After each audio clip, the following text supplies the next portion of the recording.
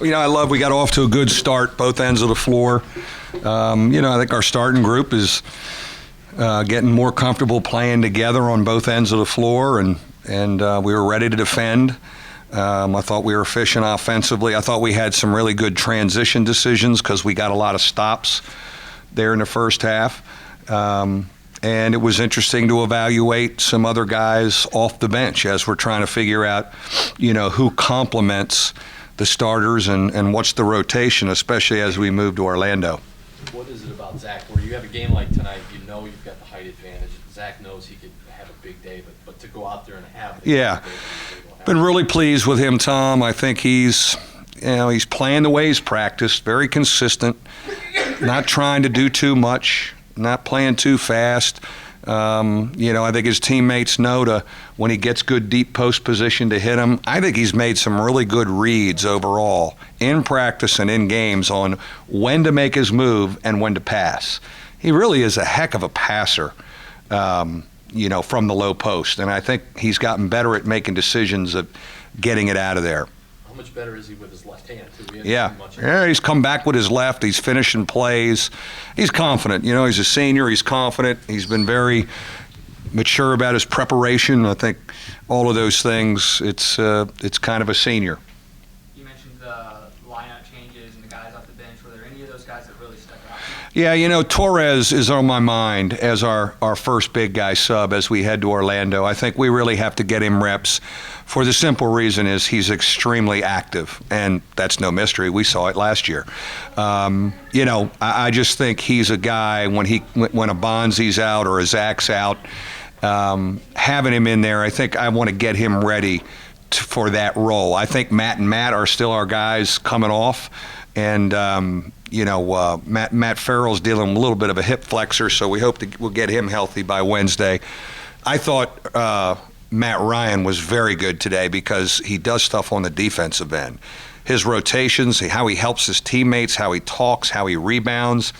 We know he can shoot it, but he's doing that stuff. I think he just has to be on the floor more. He will demand more playing time. Beach in the offseason kind of narrative with him was him getting his confidence up. Are you seeing that from him? Yeah. He missed some shots today, but I thought he was pretty good defensively. He was flying around again. He was taking shots. I thought, he's confident when he's putting it on the floor and making some drives, and I thought he did that. So, I think he should feel good about himself because that's how I've coached him, as a key guy and a starter and, not playing any mind games with him. Did you see a change in ball movement in the halves? Because you put up 40 points but only had 4 assists in the first half, which was a little odd for your team. Yeah, it's interesting. I don't know how many we scored from the foul line half to half, but we're interesting in that you can, with the new rule, you can drive that thing and get fouled and score. And, we're driving it more. We're getting some more driving situations, and we're getting fouled before we kick for that potential assist. So I'm not, I'm looking I've looked at that and I'm going, God, we haven't had as many assists, and I almost don't want to overanalyze it, but what do we get? We're getting a good shot. How are we getting it? Pretty good movement. Some guys just have gone and make plays off the dribble, where they don't need an assist. VJ's done it. Demetrius did it a bunch in the first half. I think he was due to make some jump shots. And shot it well in the 2 games. So even Steve is going off the dribble. So, and we've coached it that way because of the new rule. You may get fouled, so go ahead and go off the dribble more. So maybe that takes away some of your assists, but I don't know if it means you're not being efficient offensively. How do you feel about your interior defense today? They didn't shoot very well from 2s, but they were also pretty small. Yeah, they're small. I mean, I think we've come a long way on understanding how to have a good base. Zach's made great progress on staying down and making guys shoot over him. Bonzi, I think, has gotten better at not trying to block every shot. Bonzi's length really saves him even when he's out of position. We do a good job of helping too, and we have some length, when we have some quickness and some length and some defensive instincts, so we're able to help our big guys. Of course, that'll be tested in Orlando because we're going to play against some more size. What can you guys do better guarding the 3? I mean, that's double digits 2 days in a row. Yeah. I don't know. I think we've I think some of the lineups I had in probably weren't conducive to. I was trying to get everybody in the first half, but I don't know if it was conducive to our offensive flow. The guys we had playing, we probably had too many forwards chasing guards, and it really wasn't conducive to our defensive flow. So I think as the rotation probably will get smaller in Orlando, maybe it's more of an 8-man rotation. You hope you can be better getting out and defending the arc. That's the one thing we really did well in March last year. Guys have made shots on us, especially in this building. Rotation gets smaller next week, but also the games following that with Illinois and Stony Brook, you narrow it down a little bit. Yeah, well, I think though you're always got an open mind to let's evaluate this next weekend and how do we feel? You go in thinking about a certain rotation, and then let's see, if it doesn't work, we got to go back to the drawing board. And that's the job of me and the assistants, to keep guys' heads up and involved if they're not getting game minutes here in November and early December.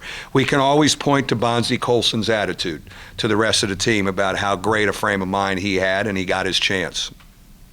Is there anything you look for? You get the quick turnarounds next week between the games compared to now, less spaced out. Is there anything you're looking for there? Well, I like it. I like that you get a lot of games, high level of competition, playing for a championship. You have a chance to cut nets down. We did it last time in Orlando, and this group did it not that long ago in Greensboro. They're excited that they get to play for a championship. The nucleus that we have going down there remembers what that feels like. So I think they're very, very excited. And I think, we understand from the ACC tournament routine, playing 3 games in 3 nights, and even the NCAA tournament team routine where you go game day. We have a routine where we get them back and, get them in the hot tub and watch some film and, stretch them out and do our scouting late at night. I think we have a pretty good routine in these tournament situations. We're going to do exactly what we did in March because I think that works. So we're doing the same stuff, same routine.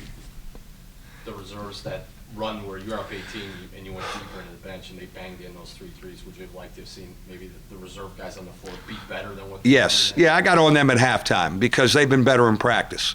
I thought some of our guys, weren't as attention to detail. I thought they were better in the second half, but I got on them. I said, you guys have been really good in practice and you guys want to play. But, when you get game minutes, I don't care who you're playing, you're getting game minutes in November. That's your time to help me get confident in you. And I got on them a little bit. I thought they were a little sloppy. Thank you, guys.